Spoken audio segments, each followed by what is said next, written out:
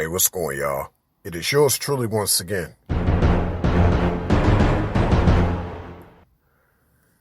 Sex is marriage. Please understand this, and hopefully everyone take heed to this. I think this is very important for everybody to keep in mind going forward, because I think that the problem has been that a lot of people don't appreciate nor understand the role of sexual intercourse. When you have sex, that is represented as a union. For me, sex is an acronym. It means spiritual, esoteric X-ray. You literally see through the soul of another individual upon you having sexual intercourse. Now, let's talk about sex is marriage. As religiously discussed and biblically stated, the sex represents a union, just as a marriage represents a union. Back in the days, there wasn't this idea of signing papers to prove that you were married. That marriage was consummated through the act of sexual intercourse. That's why I'm so big on intimacy before sex. This is major to me, because it just means that overall, you're really working towards something that is supposed to last. And I think that's the problem that we have here in this society. I think that a lot of people don't know how to make things last. So in regards to a lot of high-profile divorces that have taken place, and given some of their reasons for why they decided to divorce these high-profile couples, this lets me know that they probably weren't supposed to be married in the first place. All we saw amongst them was just an act of fornication, and they tried to progress based on their act of fornication. You know, most people don't love each other. Most people are infatuated with each other instead. And given the date of this podcast, I have my podcast talking specifically about love coming up really soon. For I was requested to do this particular podcast about love coming up. You know, someone wanted me to do a podcast about love. That is on the way, I assure you. But keep this in mind, like, you marry not to divorce. So really you having sex to stay with somebody, like it should be that you mate with a person for life. You know what I'm saying? Y'all should have some type of connection that is lifelong. And I see that lacking in this day and age. A lot of people don't really have lifelong connections. For whatever reason, as time goes on, things get a little bit sour. One person wants to leave. You know, it's crazy. You know, that's why my favorite song of all time is that song that's called Can You Stand the Rain? That's my favorite song, because the test of a woman's love for me is her being able to stand the rain. If you're quick to run away after pettiness or just little things that set you off, little triggers, you cannot stand the rain, you know? And I guess you're like Missy. It's your window, you can't stand the rain, or it's your life. You can't stand the rain. I believe New Edition, they sung that song, Can You Stand the Rain? You know, but most chicks, they think more like Missy Elliott. No pun intended against Missy Elliott, but I'm just talking about her song.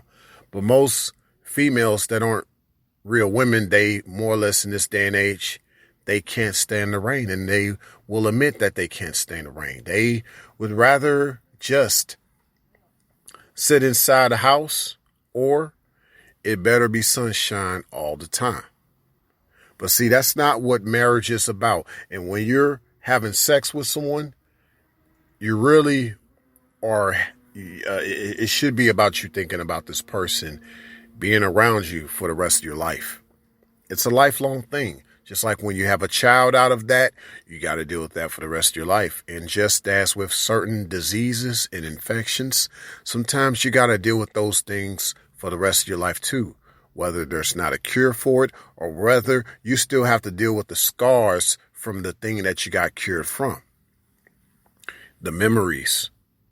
You know, you got to deal with, sometimes you got to deal with the abuse that comes from a person that you have to deal with from the rest of your life. So you have to put all this into play upon you having sex with somebody. Sex is marriage. Sex is marriage. And you marry not to divorce. So I want people to see sex in a different light.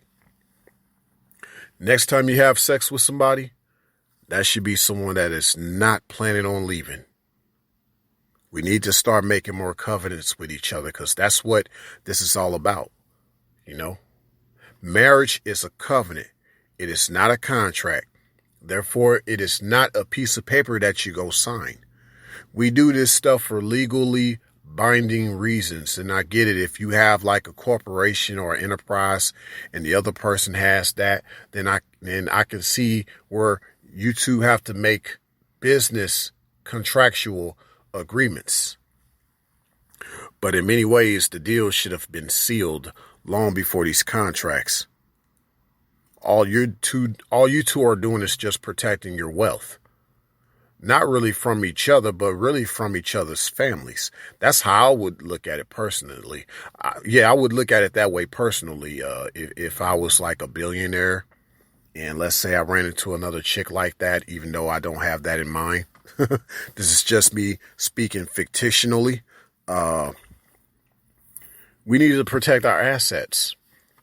So we'll do a marriage contract for that reason. We'll both get prenups. I'll get a prenup on my things, and so that my assets are protected and her assets are protected.